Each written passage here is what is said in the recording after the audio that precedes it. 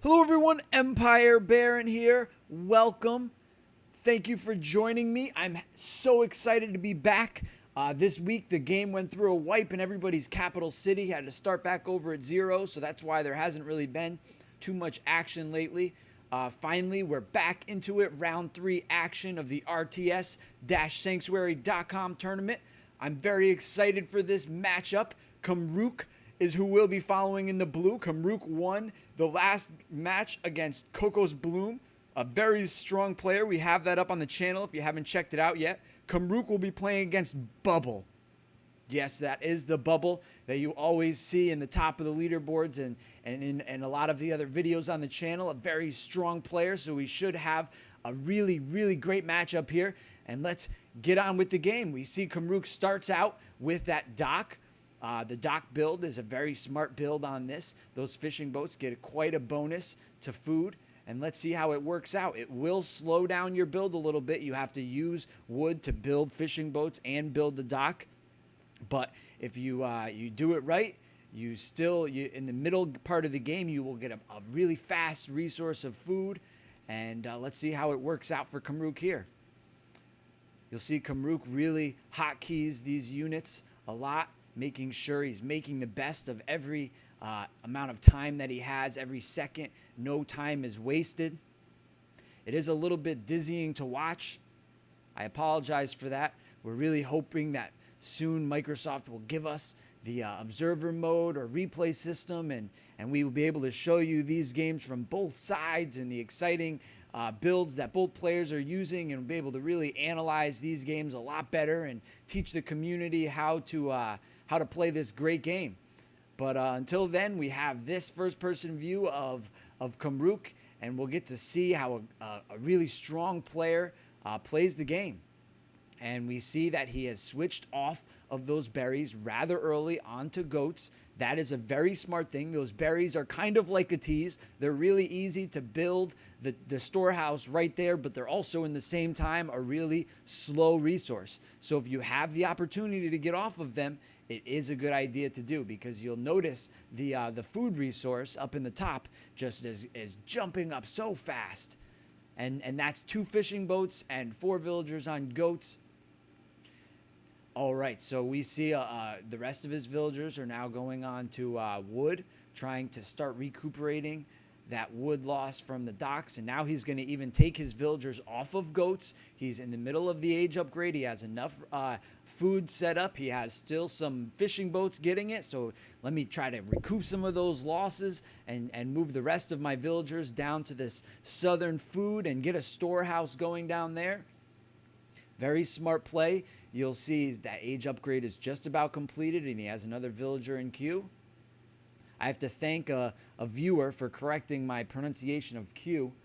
I guess I've only been pronouncing it wrong in my head for like 10 years, so that's probably why I haven't been able to get it right, but I got it now. So, all right, so now he's upgrading that lumberjack upgrade, getting the carrying capacity and speed and gathering rate for wood going. That's a very important thing, especially on this map where you're building fishing boats and you want to be able to get as many military buildings up as you can. And now we see he's upgrading the apprentice gold mining, and he's going to move his villagers over now to get gold. So by the time that storehouse finishes and they're getting gold, they'll be apprentice gold miners. All right, so now we see that barracks just about done. We'll see which units he's going to go. And another stables goes up, so we have a barracks and a stables. I haven't seen any military buildings yet for Bubble, so I'm not sure if he's what he's countering. He's stolen those goats from Bubble. Any advantage you can get in these high-level games is a really important thing. If you can stop them from getting that fast goat resource and keep it for yourself, they're just forced to be on berries that much longer, or even move to farms. We see that Bubble chose not to use a dock. So Bubble saw that Kumruke is using a dock and maybe trying to get some sort of rush built up here, knowing that dock will delay you a little bit if you don't manage your resources right. And we see Bubble has a couple hypas already, and now Kumruke has hypas too. So Kumruke did not seem to miss a step in this game. Is already getting units out. Stables is completed. We see a stables and a barracks for Kumruke. For Bubble. and the similar build, but the difference is Kumruke has that dock, so more villagers for Kumruke are able to be on other resources, and those fishing boats are bringing in quite a fast food resource. All right, so we see that the forces are actually fairly even. Bubble has a slight advantage here, but not much. And it seems that Bubble's rush strategy isn't going to really work. We see that scout for Bubble came through and saw the troops for Kumruke, but we see Bubble is moving up his forces a little bit. We actually have quite a bit of line of sight. Kumruke uses a lot of watchtowers to really see what's going on. In these high-level games, information is key. If you see your enemy is only building a certain military building or a certain two types of military buildings, you can counter them properly. We see that now Kumruke is building 2 archery ranges. So we're going to see some archers thrown into this with the Series and the Hypas in this second age. You'll see both of these players are level 40 already, and that's really, really solid. That's a long time of playing. Personally, I was only at 34 for my tournament game, and the guy I played against, G. Bushman, he was at 32. And so 40 level, being level 40, that is really, really strong. And you see they have really good gear on their military units. Even though you'll see Kumruke only still has an uncommon villager tool, no epic or rare villager tool, which is a strange decision because we know that that the lumberjack axe is in the rare ramparts city capital city building, and that is a pretty strong gear for the villagers. All right, so he's building up a little wall with his houses. He knows that Bubble is coming. We've seen Bubble's forces down destroying these watchtowers. There goes another one. He's going to try to replace it.